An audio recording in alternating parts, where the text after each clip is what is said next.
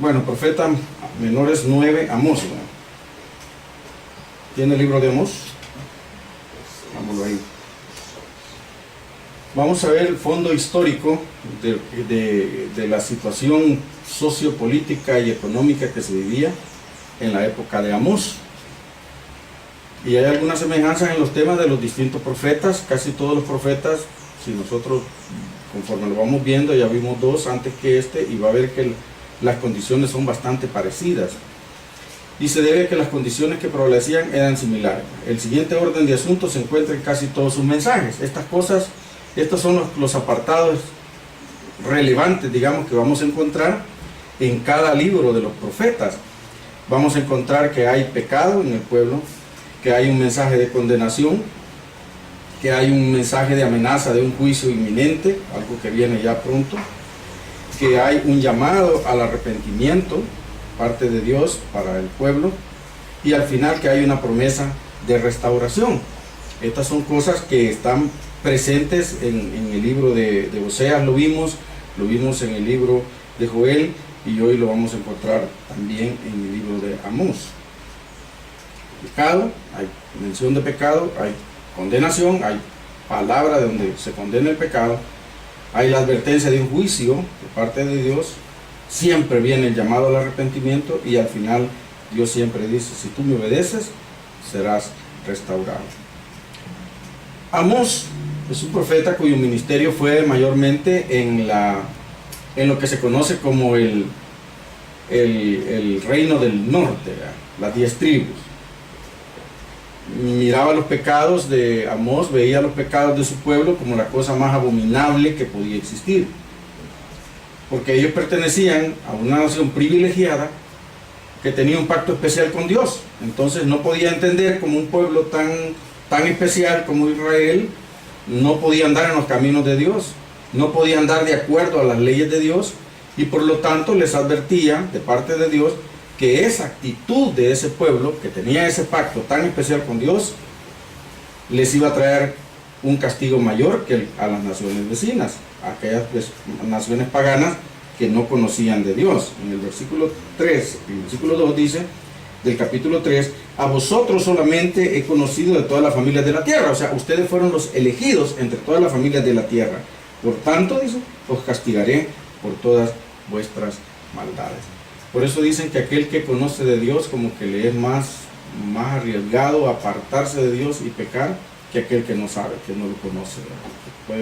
Pudiéramos decir que lo hace por ignorancia, pero el Hijo de Dios, el pueblo de Dios, no tiene ninguna excusa para decir yo no sabía y por eso fallé.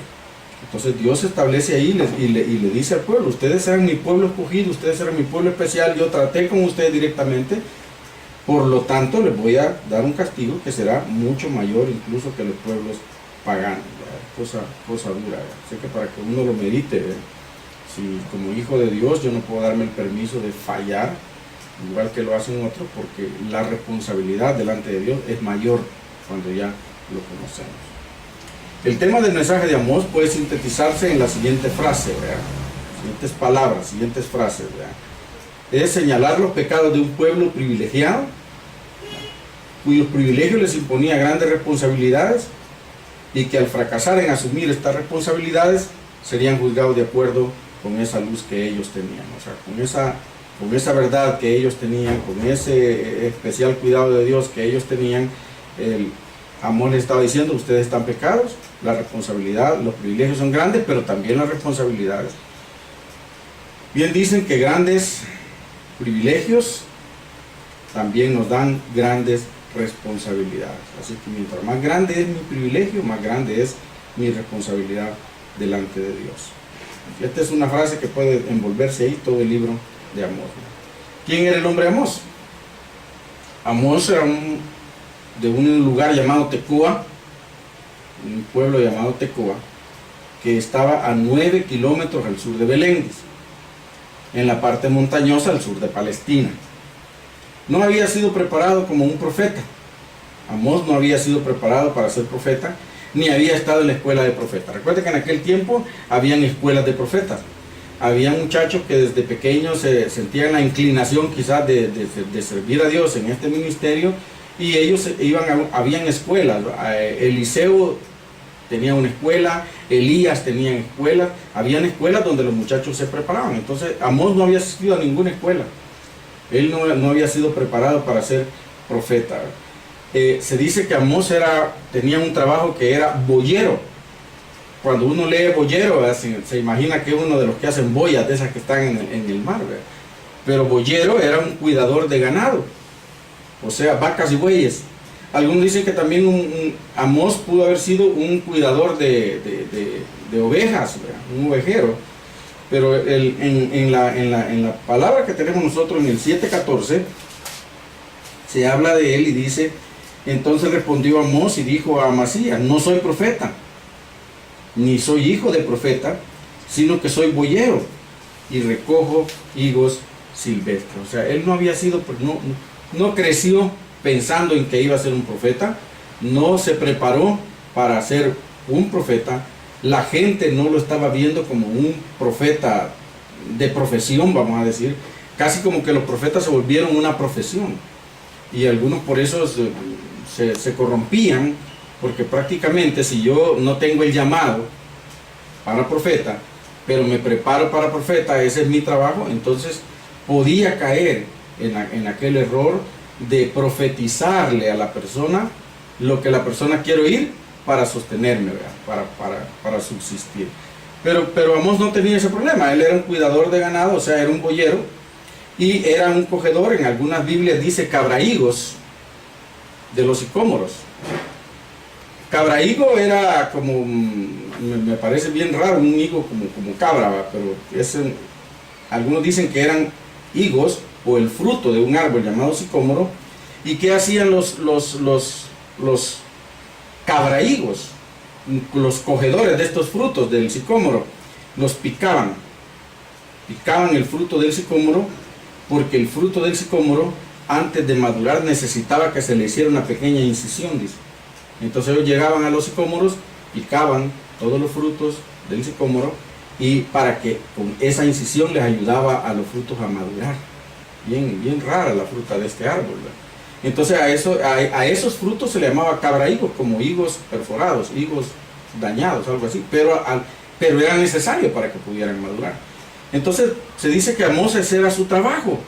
Además de cuidar vacas y bueyes, se encargaba de andar picando el fruto del sicómoro para que pudiera madurar correctamente. Entonces realmente no era una persona que estaba preocupada por ver qué Dios decía para el pueblo, nada.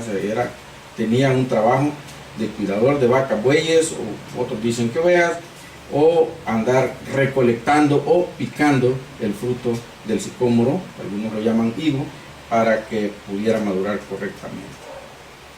Esta vida ruda que llevaba Amós en intimidad con la naturaleza, trabajaba en el campo, trabajaba con animales, con plantas, le brindaba, dice, magníficas oportunidades para meditar y desarrollar su conciencia de Dios, o sea, la presencia de Dios en la vida de las personas.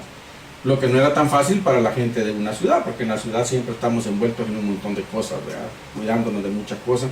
En cambio, la gente que está en el campo, está la vaca comiendo y él está debajo del árbol meditando, ¿verdad? O después de terminar se sienta un buen rato, no hay tanto ruido, no hay tanto, digamos, de que cuidarse en el campo, entonces tienen como más tiempo para meditar. Dicen que a Amós le ayudó mucho esto, ¿verdad?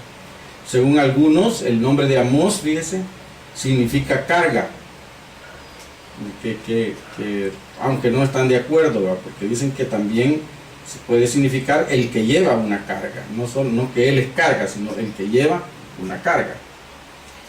Para que se haga más agradable, otros dicen que el nombre de Amós es una abreviatura del nombre Amasías, como decir a Antonio Toño, Carlos Calín, algo así. Entonces Amasías le conocieron como Amós, y Amasías significa Jehová ha sostenido.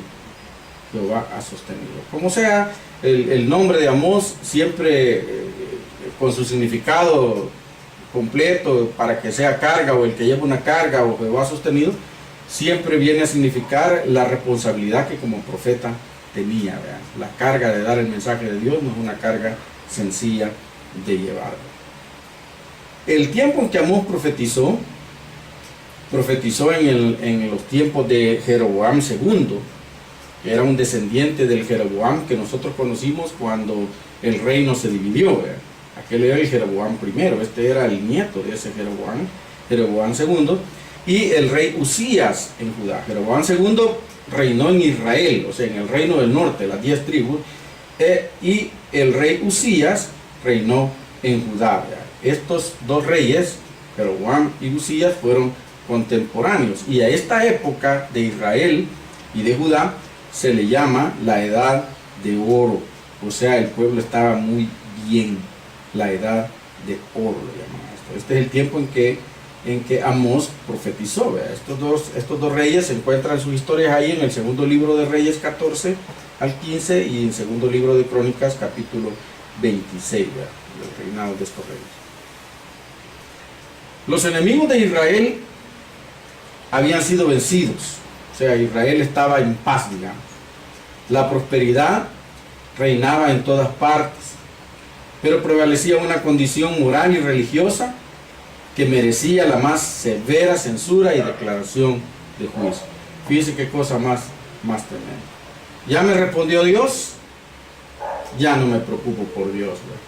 El pensamiento de mucha gente cuando está necesitando de Dios, cuando está en crisis, cuando está en enfermedad, cuando tiene un problema económico, cuando tiene un problema en la escuela, cuando tiene un problema con el vecino, con el familiar, están buscando a Dios con todo su corazón, hacen ayuno, hacen un montón de cosas, pero cuando ya viene la respuesta, se alejan de Dios, se olvidan de Dios, se separan de Dios. Entonces la prosperidad estaba en todas partes, pero la condición moral y religiosa del pueblo de Dios, Israel y Judá, eran censurables. Entonces tenía que venir una declaración de juicios sobre uno, ¿verdad? Como un recordatorio nada más, Jeroboam I, fíjese, el Jeroboam que dijimos que se estableció cuando el reino se dividió, fue el que levantó 2 becerros de oro. Recordemos que Israel siempre tenía la idea de los animales como figura de Dios, ¿verdad? Becerros de oro. Uno lo puso en Betel, que era un lugar muy conocido y respetable. Recuerda que Betel fue donde Jacob se encontró ahí con Dios, ¿verdad? Y Dan, que era un monte. Los lugares para adorar a Dios generalmente eran lugares altos. Entonces vino él y dijo, bueno, Betel es un lugar muy especial, un lugar que significa mucho para el pueblo. Voy a poner ahí un becerro de oro para que el pueblo de Israel, las 10 tribus, lleguen a adorar a Dios ahí. Y si acaso no les basta con ese lugar, voy a poner un lugar alto, ¿verdad? Voy a poner un lugar alto donde voy a poner otro becerro de oro en el cerro Dan, para que ellos vayan a adorar a Dios ahí y no tengan que bajar a Jerusalén. Israel, aunque se apartó de la ortodoxia religiosa, vamos a decir, de la fe ortodoxa del pueblo de Dios, y se separaron y se mezclaron con los países paganos, ellos seguían haciendo sus rituales. Y entonces la costumbre era que cuando llegaba el tiempo de las fiestas ellos y de presentar sus ofrendas, ellos viajaban en peregrinación hacia Jerusalén. Y entonces eso no le gustaba a Jeroboam, porque la gente se quedaba allá, mucha gente se quedaba allá, y entonces ya no regresaban. Entonces él dijo, no, para evitar que la gente se vaya y se quede allá, voy a hacerle este altar. Y puso 2 becerros de oro e hizo al pueblo idólatra, porque el lugar donde se debía adorar era Jerusalén. Entonces Amós da un mensaje de condenación y juicio en medio de aquellos fervorosos adoradores en Betel. La gente estaba adorando a Dios en Betel y con mucho fervor, como nosotros vemos en estos tiempos. Hay mucha gente que parece que tiene mucho fervor, pero lo hace de una manera incorrecta. Entonces Amós llega con un mensaje de condenación, de juicio, en medio de muchas celebraciones, vamos a decir, religiosas. Vamos a empezar a ver ya ahí los juicios de Dios. Ese es el panorama general de Amós, ¿verdad? Amós no fue un profeta de profesión, vamos a decir.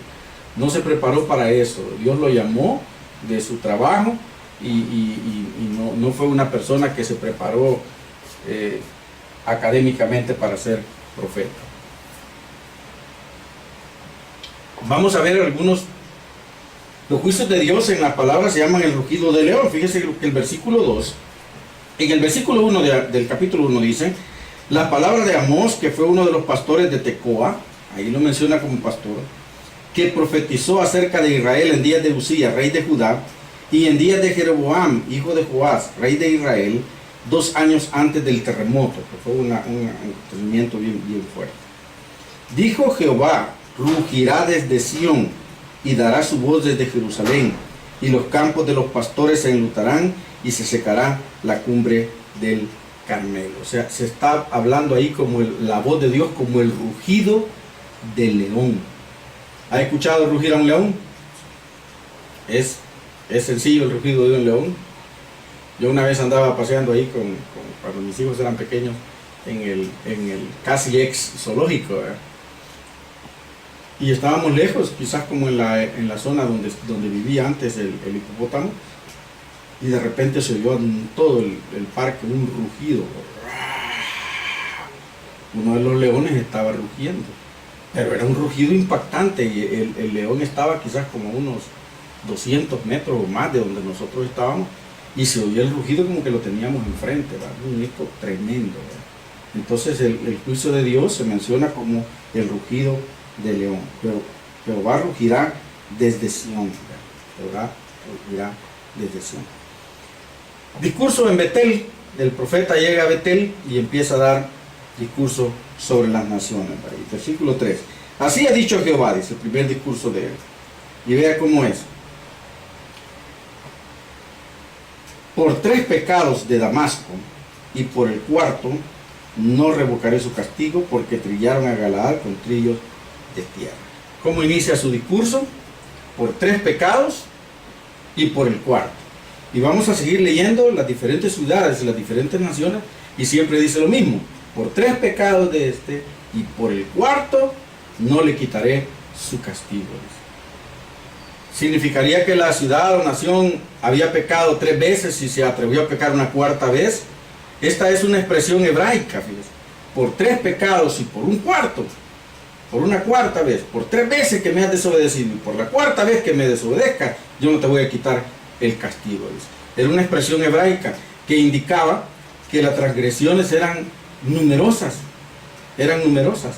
y no le podían decir, mira, 7 veces, no, eran muchas. Entonces le decía, por 3 y por 4 no te voy a quitar el castigo. Es una expresión hebraica, no se refiere estrictamente al número de 3 o al número de 4, era como un dicho que tenían los hebreos.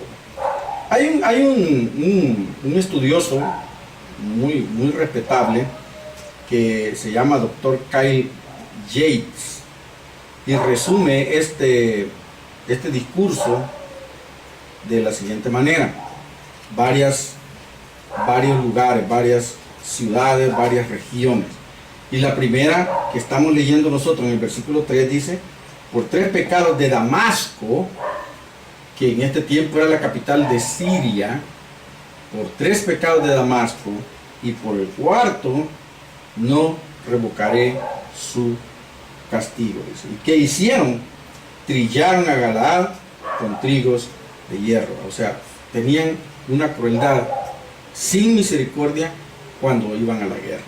Ellos no tenían compasión de la gente, ¿no? Y sigue diciendo: quebraré los cerrojos de Damasco, todos los moradores. Vamos a verlo un poco más despacio. Entonces era crueldad y misericordia en la guerra. O sea, ellos dicen que esto de trillaron, estos aparatos dicen que eran como una especie de madera que tenían muchos clavos, como unos rastrillos, vamos a decir, si nosotros queremos contemporizarlos, como unos rastrillos que ocupaban para descascarar los granos. Tiraban el grano y pasaban el rastrillo, y estas puntas lo que hacían era, al contacto con el grano, le quitaban la cáscara. Luego, como usted habrá visto en las carreteras nuestras, que tiran el maíz y tiran el maíz y va cayendo todo lo que es la hojita, la basura, y va quedando la pura semilla. Entonces hacían ellos, pero ahora imagínense si agarraban a un enemigo en la guerra y le pasaban, dicen, por eso se menciona de esta manera, le pasaban el rastrillo a la gente. Entonces eran inmisericordios, eran crueles. Entonces dice, por esos pecados, porque no fueron personas con misericordia, no les voy a quitar el castigo. Dice. A la región de Filistea, en el versículo 6, así ha dicho Jehová, igual, la misma expresión, por 3 pecados de Gaza, que era la región de Filistea. Recuerda, Gaza era una de las regiones muy importantes de los filisteos. Y por el cuarto, porque llevó cautivo a todo un pueblo para entregarlo a Edom. O sea, esclavizaron a la gente, esclavizaron a las personas. Y por eso Dios no les iba a quitar el castigo. Luego sigue diciendo en el versículo 9, así ha dicho Jehová, por 3 pecados de Tiro, la ciudad de Tiro, y por el cuarto no revocaré su castigo, porque entregaron a todo un pueblo cautivo, cuando los esclavizaron, los entregaron a Edom, o sea, traficaron con esclavos. Ya no solo los entregaron, sino que los vendieron, obtuvieron precio por ellos, y no se acordaron del pacto con ellos, no se acordaron del pacto con los hermanos. Estoy por otro lado ya. Tiro. El versículo 13, ¿dónde estoy? 11, ¿verdad? Así ha dicho Jehová, ¿verdad? Por 3 pecados de Edom, y por el cuarto, no, porque persiguió a espada a su hermano y violó todo afecto natural, y en su furor le ha robado siempre y perpetuamente ha guardado el rencor, ¿verdad? Edom, los edomitas eran muy duros, manifestaban una conducta que no respetaban ni a su familia ni a su raza, y le menciona ahí que guardaron resentimiento, no perdonaban. Recordemos que los edomitas descendían de Esaú, que era hermano de Jacob, por lo tanto eran como familia de Israel, ¿verdad? Sin embargo, dice ahí, no respetaron esto, ¿verdad? Y por eso los iba a castigar Dios. En el versículo 13 sigue diciendo a la siguiente, así ha dicho Jehová, por 3 pecados de los hijos de Amón, y por el cuarto no revocaré su castigo, porque para ensanchar sus tierras abrieron a las mujeres de Galaad que estaban encintas. Esta era una crueldad considerada casi como bestial, ¿verdad? Y que fue estimulada por la codicia. ¿Qué pasó ahí? Dice que las mujeres que estaban embarazadas, para que no nacieran más pueblo y ellos quedarse con la tierra, les abrían el vientre y sacaban a los niños, o sea, prácticamente los mataban, ¿verdad? Los mataban. Entonces era una crueldad increíble hacer eso, que en la guerra aquí llegaran a un lugar y toda mujer embarazada le abrieran el vientre para que perdiera a su bebé y no naciera, ¿verdad? Me recuerda la historia de Moisés, ¿verdad? O la historia de Jesús, ¿verdad? Cuando con tal de eliminar el problema, los reyes en su momento decidieron matar a todos los niños de cierta edad para abajo. Entonces, esto era más o menos. ¿Y por qué? ¿Cuál era la motivación? Quedarse con toda la tierra, ¿verdad? Que no hubiera nadie que reclamara la tierra más adelante. Codicia. Dice en el capítulo 2, versículo 1, así ha dicho Jehová, por 3 pecados de Moab y por el cuarto no revocaré su castigo, porque quemó los huesos del rey de Edom hasta calcinarlos. Quemó los huesos del rey, ¿verdad? Entonces estaba llegar hasta el nivel de quemar, ¿verdad? Hasta calcinar los huesos, que para aquellos pueblos eran respetables, pues era como ser muy crueles o tratar de una manera que no era correcta a los pueblos vecinos, ¿no? Entonces era tremendo, ¿verdad? Esos son vamos a decir, las advertencias de Dios sobre aquel pueblo, ¿verdad? Sobre los pueblos vecinos de Israel. Eso no era Israel sobre el que estaba hablando, era sobre los pueblos vecinos que iba a pasar eso, eran crueles. Ahora, ¿qué es lo que pasaba con los pueblos de Dios? El pueblo de Dios eran 2 grupos, ¿verdad? El reino del norte, que era Israel, y Judá, eran 2. Entonces, sobre Judá, versículo 4, así ha dicho Jehová, por 3 pecados de Judá y por el cuarto no revocaré su castigo, porque menospreciaron la ley de Jehová y no guardaron sus ordenanzas y les hicieron errar sus mentiras en pos de las cuales anduvieron sus padres. Mire qué tremendo. La deslealtad a Dios y el menosprecio a sus leyes fue lo que motivó que Dios decidiera castigar a Judá, su pueblo. Por eso dijimos, no es que ustedes son crueles y que hacen esta tal, no. Dice, vea qué cosa más tremenda. Dice, menospreciaron la ley de Jehová, o sea, no la valoraron. Y no guardaron sus ordenanzas, no la obedecieron. Y les hicieron errar sus mentiras, o sea, cambiaron todo a su favor para hacer lo que les daba la gana, en pos de las cuales anduvieron sus padres, porque sus padres se equivocaron, ellos no corrigieron el camino a pesar de que conocían la ley de Dios. Entonces Dios levanta juicio sobre Judá por esta causa. Versículo 6. Así ha dicho Jehová, por 3 pecados de Israel y por el 4º no revocaré su castigo, porque vendieron por dinero al justo y al pobre por un par de zapatos. Miren, que esto me llamó la atención, ¿verdad? Vendieron por dinero al justo y al pobre por un par de zapatos. La violación de la ley mosaica. Ellos violaron la ley de Moisés, conocían la ley de Moisés, pero la violaron. Y la violaron de muchas maneras. Dice aquí en el versículo 6, vendieron por dinero al justo. Vamos a ir a Deuteronomio 16, a ver qué es lo que dice la ley ahí. Deuteronomio 16, versículos 18 y 19. O sea, había corrupción en la justicia en este tiempo de Israel, en el tiempo en que el profeta Amós empieza a profetizar. Deuteronomio 16, del 18 al 19. ¿Qué dice? Dice, jueces y oficiales pondrás en todas tus ciudades que Jehová tu Dios te dará en tus tribus, los cuales juzgarán al pueblo con justo juicio. No tuerzas el derecho, no hagas acepción de personas ni tomes soborno, porque el soborno ciega los ojos de los sabios y pervierte las palabras de los justos. Vendieron por dinero al justo, o sea, se dejaron sobornar, y aunque aquella persona era justa, la condenaron porque el otro pagó más. Entonces había corrupción, transgredieron la palabra de Dios. Decía, no tomará soborno. Les deberían de leer esta palabra a algunos en este tiempo también. Pero había corrupción en la justicia, había corrupción, entonces quebrantaron la ley de Dios, quebrantaron la ley de Dios, ¿verdad? Se cree que también se refiere a la injusticia de que si alguien no podía pagar su deuda, sigue diciendo, y al pobre por un par de zapatos, ¿verdad? Que si alguien no podía pagar su deuda, fíjate que a veces la gente prestaba dinero y la deuda era, vamos a decir, pequeña, era una deuda pequeña, pero no la podía pagar. La deuda era, vamos a decir, por lo que expresa aquí, por un par de zapatos, el valor de un par de sandalias, dicen algunos, ¿verdad? En algunas versiones dice sandalias, ¿verdad? El valor de un par de sandalias. ¿Cuánto valdrá un par de sandalias?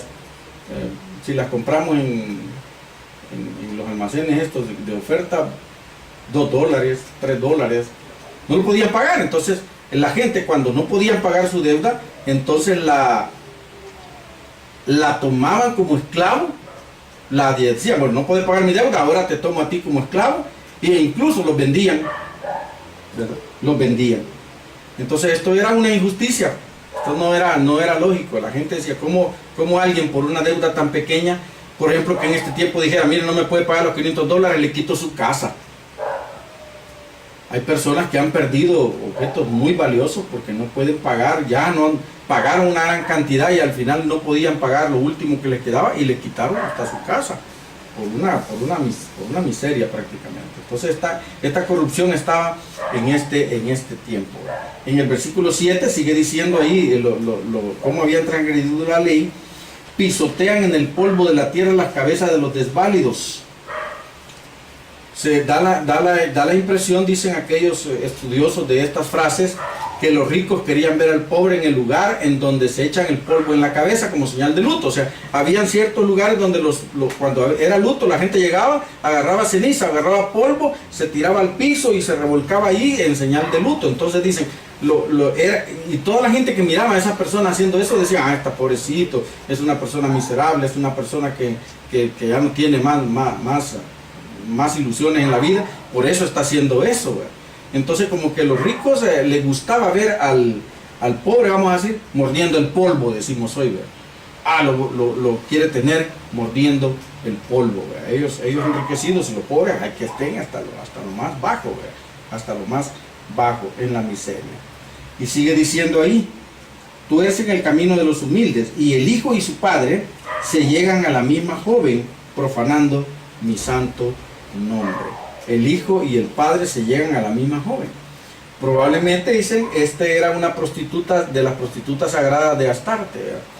Recuerden que antes la prostitución existió también igual que hoy, ¿verdad? Igual que hoy.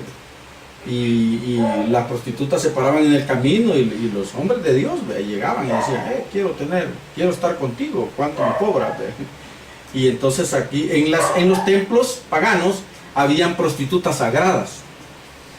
Y las personas que llegaban a ofrecer sus sacrificios, sus ofrendas, tenían relaciones con estas prostitutas sagradas. Pero no podían tener relaciones el papá y el hijo con la misma prostituta. No podían hacerlo. Entonces, haciendo eso, yendo a ofrecer hijo, te voy a llevar allá a ofrecer sacrificio al templo, llegaban allí, tenían relaciones en el templo, y esto era abominable a los ojos de Dios, ¿verdad? Pablo recomienda en 2 de Timoteo 2:19. ¿Qué recomienda Pablo ahí? 2 de Timoteo 2:19.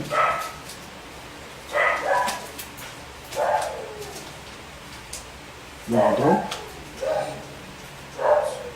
El fundamento de Dios está firme, tomando este sello, conoce el Señor a los que son pueblos, y apártese de iniquidad todo aquel que invoca el nombre de Cristo. Apártese de iniquidad todo aquel que invoque el nombre de Cristo. No podemos ir a invocar el nombre de Jesús en pecado o haciendo pecado. Y ellos llegaban al templo a ofrecer sacrificio a Dios y tenían relaciones sexuales ahí con las prostitutas. Entonces esto era una costumbre pagana.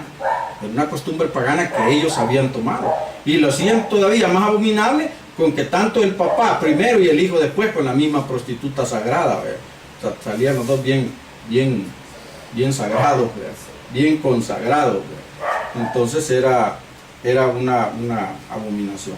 En el versículo 8 dice ahí, sobre las ropas empeñadas se acuestan junto a cualquier altar. Fíjense qué tremendo. Dicen que había gente tan pobre que empeñaba su capa para poder trabajar en el día.